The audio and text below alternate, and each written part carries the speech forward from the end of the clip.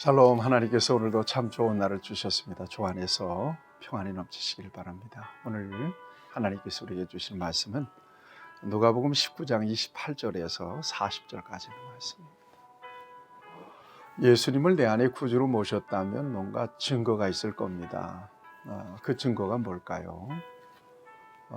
종교적 행위, 예배, 교회 생활, 이런 것들도 다 증거가 될 수 있겠지만 가장 결정적 증거는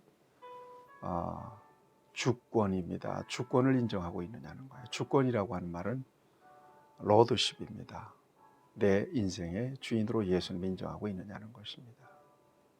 주라고 하는 말은 주님이라고 하는 말은 퀴리오스라고 하는 말입니다. 이것은 주인이라는 말이죠. 여러분 진정으로 여러분이 안에 예수님이 주인 되어 계십니까?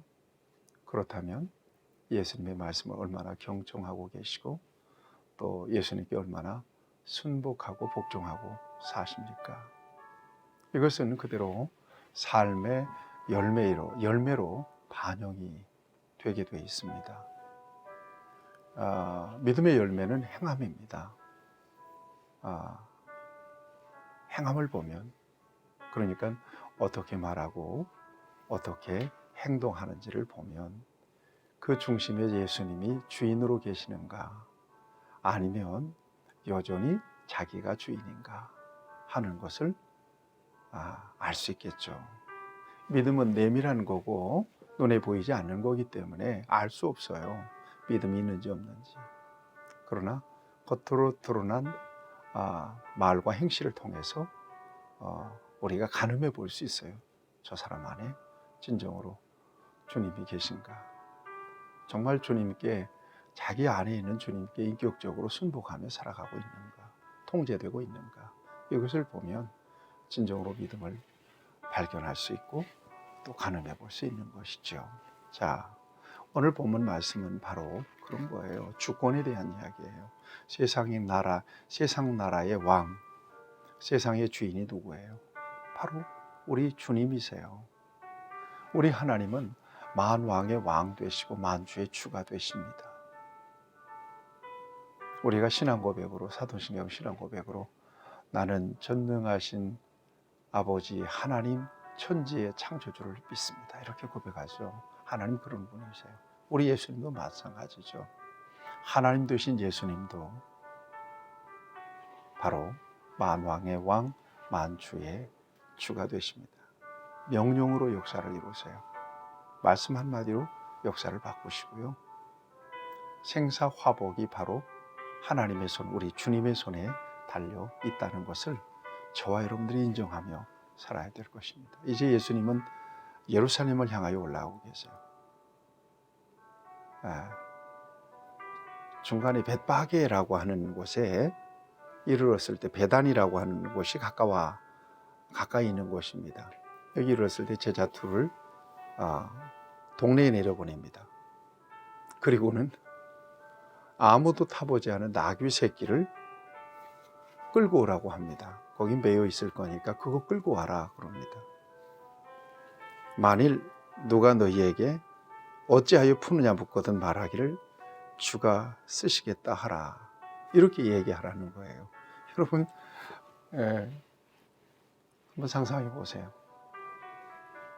제자 둘이 동네에 내려가 가지고 나무에 매여 있는 어린 나귀 새끼 하나를 끌려가는 거예요. 분명히 그 나귀 새끼는 주인이 있습니다. 화들짝 놀라가지고 당신들 뭐요? 왜 내 나귀를 끌고 가는 거야? 따지지 않겠습니까? 이게 절도죠, 절도. 도둑질이죠. 당시에는 탄료법이 통하던 때입니다. 도둑질하면 갚아줘야 돼요. 노는 눈, 이는 이, 목숨은 목숨, 그러던 때 아닙니까? 그런데 예수님께서 말씀하세요. 누가 뭐라 그러면 주가 쓰시겠다 하라. 여러분이 말씀이 굉장히 감동이 되는 말씀이에요. 주가 쓰시겠다 하라. 주가 쓰시겠다라. 이건 누구나 할 수 있는 얘기가 아니에요. 진짜 주인이 하실 수 있는 말씀입니다. 예수님은 나귀뿐만 아니라 저와 여러분들의 주인이세요. 저와 여러분들도 불러다가 쓰시기를 원하시면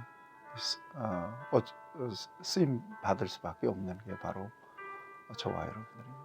어떤 것이든 주님의 것이 아닌 게 없어요. 여러분 이거 주권을 인정하고 사시나요? 여러분 돈을 가졌나요? 그 돈 누구 거예요? 대답해 보세요. 여러분들의 권력 누구 거예요?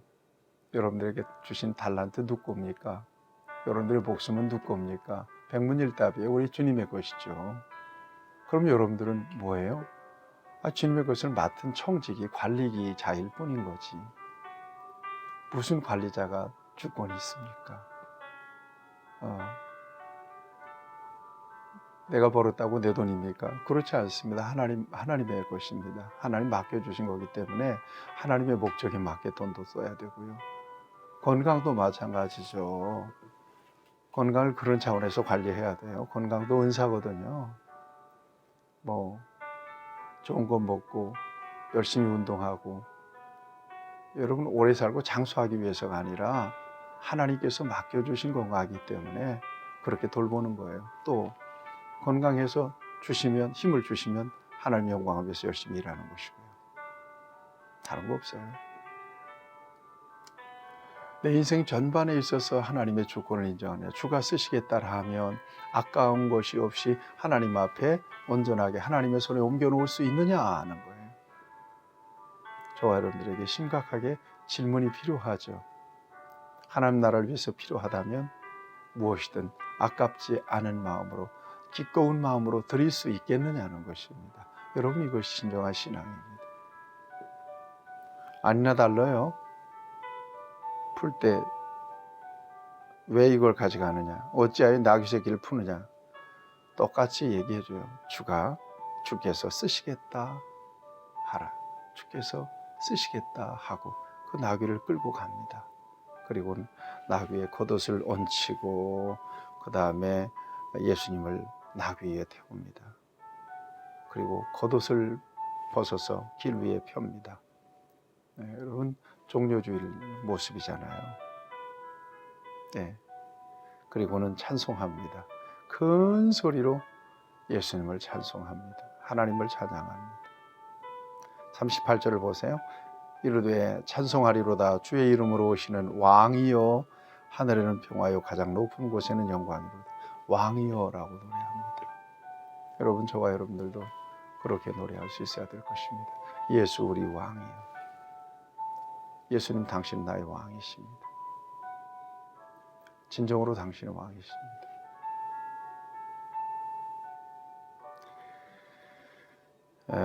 이럴 때 바리새인들이 태클을 걸어요. 네.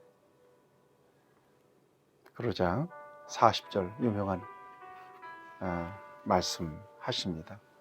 이러시되 내가 너에게 말하노니 만일 사람들이 침묵하면 돌들이 소리 지르리라 하시니라.